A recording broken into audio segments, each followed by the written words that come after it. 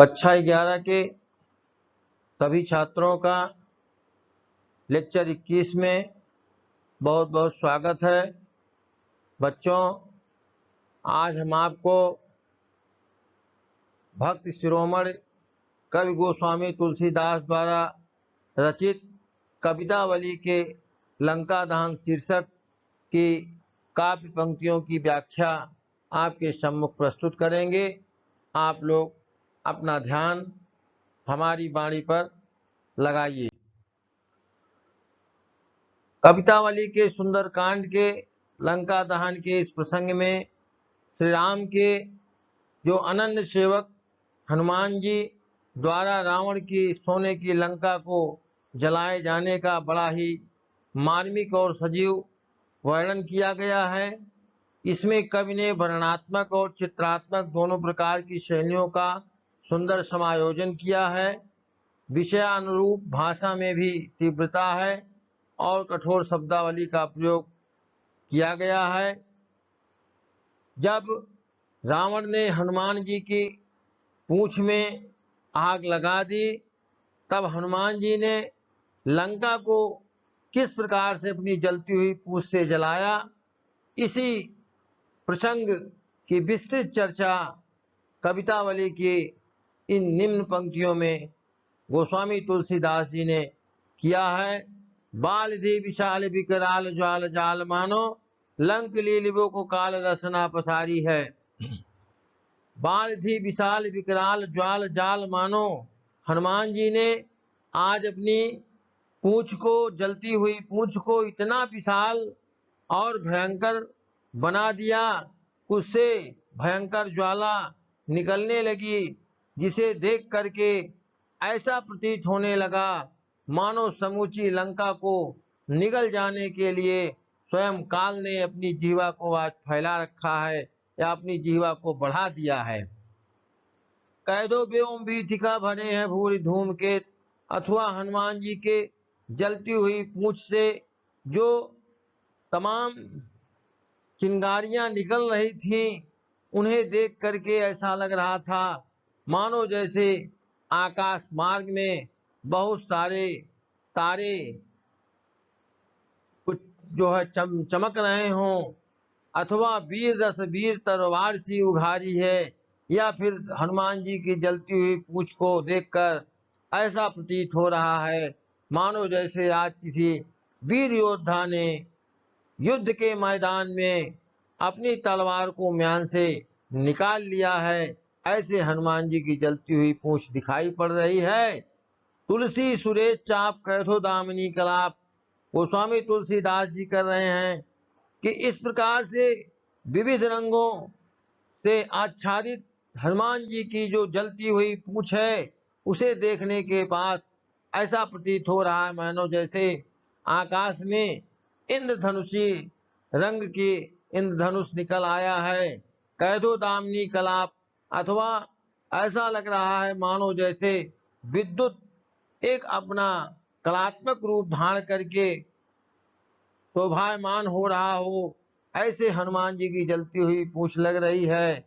कह दो चलू मेरे कृषाण भरी सारी भारी हैं, या हनुमान जी की जलती हुई पूंछ को देख करके आज ऐसा प्रतीत हो रहा है मानो सुमेर पर्वत से कोई आग की एक नदी बह निकली हो, धारा प्रवाहित हो रही हो, ऐसे प्रतीत हो रही है।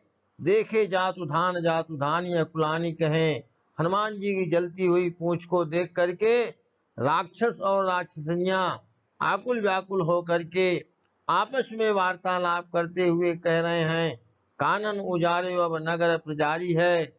इस बंदर ने तो अभी तक अशोक वाटिका को ही उजारा था, अब लगता है समूची लंका की प्रजा को जला करके राख कर देगा। हाट बाट कोट ओट अटनी अगार पोट। अगली पंक्तियों में हनुमान जी ने किस प्रकार से अपनी जलती हुई पूंछ से लंका के प्रत्येक स्थान पर आग लगा करके जो है राक्षसों को आकुल व्याकुल बना दिया, इस बात की विस्तृत चर्चा निम्नलिखित पंक्तियों में कवितावली की निम्नलिखित पंक्तियों में गोस्वामी तुलसीदास जी ने किया है। हाट बाट कोट ओट अटने अगार पौरी खौरी खौरी दौड़ी दौड़ दीनी अति याग है।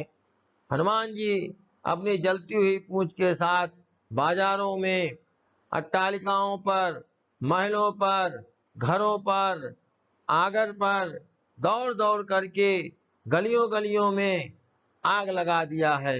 कोई ऐसा लंका का एक भी स्थान शेष नहीं बचने पा रहा है जहां पर हनुमान जी ने अपनी जलती हुई पूंछ से आग ना लगा दिया हो।